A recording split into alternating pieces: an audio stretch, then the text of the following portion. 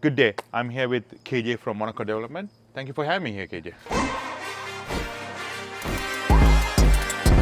This is an interesting topic we're going to talk about. It's completely out of mortgages and whatnot, but it's the most popular thing and it's an upcoming thing in Toronto. Garden suite and laneway homes. First, explain to me what the difference between a garden suite and a laneway homes. So I think the whole term when it comes to garden suite or laneway homes are much smaller, and they're usually a structure that's pretty much a part of a house that's in the backyard. It could be detached as well, but you'll see them in a place where it's really tight.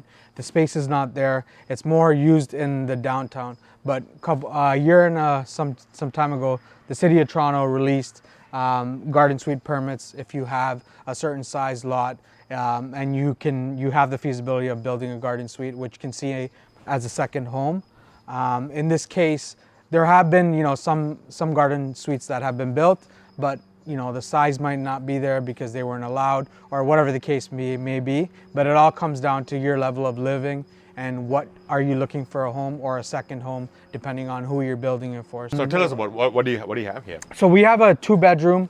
It's a two-story building, which has a full kitchen, has 2 full washrooms. It's pretty much like a mini home. It's like a house. It's a mini home. I just walked through it. It's a mini home. Yeah, so it gives you that home feeling without. I don't even want to call it a garden suite because it's actually like a home. It's a home. Like I walked in, I'm like. And one of the biggest things is in terms of affordability. It can be for your kids. It can be for your grandparents. It can be for your elder parents. Whatever the reason may be, they're close to you. But you are still separated. Exactly. You have your own space. But they have their own privacy as well, right? So I think that's the largest benefit of not spending too much. As long as you can find a way to, finance it or whatever the case is, have some money to kind of start a project like this, they can go ahead and do it, depending on what their lot size is. Standing where we are in Scarborough, as you know, there are a lot of properties with this size big lots. Deep lots, especially in this area. Where people can come up with that idea as rental income. It could be, a house for their parents, as I mentioned, whatever the case is. But as long as the financing is there, and that's why I think, you'd be the best person to kind of shine some light on it. So let me kind of explain this. So I walked through this project. So it has a own backyard for the main home. Exactly. It also have a backyard for the garden suite or the secondary home as well. Is all the units come with their own backyard, or this is like exceptional? So because we had the luxury of size here. Because of the bigger lot? Exactly. So we were to kind of able to accommodate the backyard for the big house and then the backyard for the secondary home as well. Where we can see, some advantages. This is, I would say, more of a great prototype because it gives the flexibility of having a balcony, which is a terrace for even a size of this house, right? So it's not your typical cookie cutter small or glamorized shed. It's an actual house. It's not a garden suite. It's actually a house. Yeah, exactly. And it's modern house as well. Yeah. So walk us through, what is it? Process looks like. I think this is one of the original approval from City of Toronto exactly. to build a garden. So it's like, I think one of the 7 that you guys worked on. Yeah. And what does the process looks like to get a permit like this? So for people that are looking to get approved by the city for garden suites, we would first do a feasibility assessment just to see if it meets the criteria. Even if it doesn't meet the criteria, we can get our planners. Variance. Yeah, exactly. Get our planners in there. Make sure we could give a proposal to the city where they accept it because we have the information that's needed to get the approval, and we could position it in a way. It's all about giving what are the advantages of bringing a garden suite to the area or whatever the case is, right? One of the major support that we had from the City of Toronto is addressing some of the housing crisis that's going on. Affordability being number one. People can't afford these houses. How can we create that another additional unit or whatever the case is in that avenue, right? So we would first have to look at case by case because not every lot is the same. It's not going to have the same setbacks or the frontage as well. So we are talking about City of Toronto, and I'm also seeing some garden suites happening in Pickering and Durham region, Markham. And what is the variance or what is the requirement on the other municipalities? So when it comes to the setbacks and frontage as well, We could always go to committee of adjustment, which we always do for our clients, just to get them the best outcome of the money that they're spending and what's their vision, right? So each of the municipalities have their own set of variances that we would need to address. So that's why it is a popular item right now because of the affordability piece. I think the generation right now, who knows, they might not be able to afford it with these crazy interest rates or whatever their financial status is, but at the end of the day it comes down to looking at the lot. But in terms of the process, we'll make sure it's seamless for the client, where they don't have to spend tons of dollars of going out there and then purchasing another house completely, but in their own backyard they have something that they're not tapping into. So let me ask you, this is kind of a unique property. You're doing a beautiful custom home and you're building a garden suite or secondary unit with that. Yeah. But I'm seeing some of them, it's a smaller bungalow in the front. Actually, garden suite or the secondary home actually look more modernized than a bigger than existing home. Is that always a case, or that's is going to be a challenge getting a permit to build something? So I think there might be a preference on the homeowners that they want to keep the existing structure. There's two ways of going about it, and that's what I want to kind of share as well, is the fact that they can, if they were to build their current home, rebuild it because it's getting old, or they want their dream home, they could share the cost of building, and they could try to save some cost by building two structures at once, being able to share some of the extra materials and the wastage, whatever. It can be cost cutting there, but it's also a huge undertaking on their part as well that they have to put up. So they can either build both at once, or if they want to do the garden suite alone, we can kind of get them based off of their criteria, we can kind of get them going to get a garden suite or whatever the case is at that time. But the reason for them keeping their existing house, it can be if it's a heritage home, they can't really break it down. It needs to sit there as a landmark. That's why they probably built a bigger house, or maybe they have some sentimental value depending on whatever the scenario is. But there's no rhyme or reason exactly why. Understood. What is the minimum depth and a width size of the lot you need to have to put a unit like this? So I think a general idea for those that are thinking, even if you have a just 50, general. I know it's hard to comment on. Yeah. So if you have a 50 lot, you have 150. You have flexibility. You can kind of go from there. So a 50 lot backing up on 150 should be more than enough to kind of do. And what is a typical process looks like? How long this process takes? So because we were one of the first ones, as you mentioned as well, we had to kind of work with the city to say, no, this is what we're saying, this is what it should be.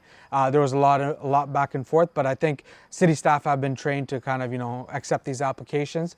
And going back to the importance of having a good architect and a good planner is what we focus on. Is they'll set the standards as to this is the lot we have, this is what we can build in, this is basically addressing all the variances and making it easy for them. I think in terms of permits, you're looking at 6 to 8 months right now. Okay. A City of Toronto takes longer. Of course, they have more applications, but some towns are much quicker. But it all depends on whatever. But our work and to get your permits, 6 to 8 months should be. So to get the permit. Exactly. And how long it takes you to put the unit like this? So if it's just a garden suite, once again, that should be at least maybe 3 to 4 months. You should be able to get a garden suite of 1,500 or 1,200 square feet. But when it comes to building out the whole process, if you're building another dwelling, it goes into 12 months. So what happened to the hydro lines and the utilities? Like it's completely separated? Yeah. So when it comes to meter, you had the option of applying for separate meters, which is makes more sense. It's recommendable because being in let's take this scenario. We're in a university town. You could just rent it out, and the students would love it here. It's like their own dorm, right? Own dorm, yeah. So you could go both ways. You could share the meter services, or you can split it. I think splitting makes more sense. Yeah, splitting, and that's what we did in this case as well. We split basically the power lines. It just needs to be around. There might be a little bit more cost in getting that meter, but I mean, in the long term, it makes sense. It makes 100% sense. And so what happens if you are building a unit on an existing, like let's say you're not doing anything with the existing dwelling, you are building a new secondary home, and what happened to the lines, hydro line and the water bill? So everything you would have to apply for new services. So it's going to be a complete. So existing is going to remain the same. Existing is going to remain, and you would hate to kind of disconnect those services, get new even for the new dwelling. Existing, yeah. It doesn't make sense at that point. So you would do the same process, but because we have 2 homes here, It makes sense It's separate. So you do it all at once. So water connections, whatever the case is.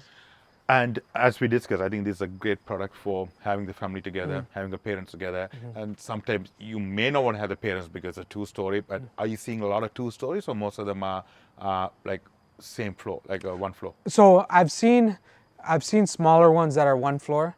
But Depends on what the end user yeah, as yeah, well, right? and that's where we want to really focus on is what's their budget, what's your vision, who are you building it for, why are you building your- it? right. Yeah, like what's the purpose, right? the purpose, yeah. So in this case, they wanted it for rental purposes. So we built a 1 shared kitchen and then 2 full washrooms, so somebody can live upstairs and somebody can live downstairs. And it right? would have been it would have been a 1-story if you're having elderly parents living with you, Exactly, so you don't want them exactly. to climb the stairs. Exactly. It can So be that's changed. the approach. What is a unit like this cost to build?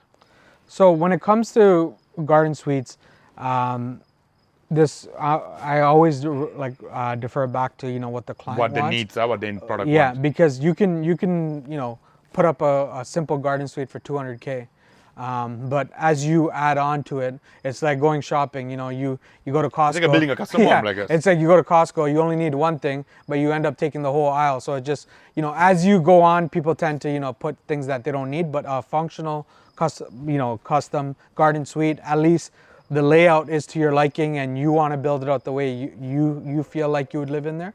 Anywhere from 200 to 250K, you can kind of get a decent garden suite. I think the common question that I get asked when it comes to how do we come up with this capital, or where does the financing come? We have a house, it's an old bungalow, we don't want to touch it, we want to live, but we want to give something to our kids, for them to live with us, whatever, but we just want to create that privacy for them.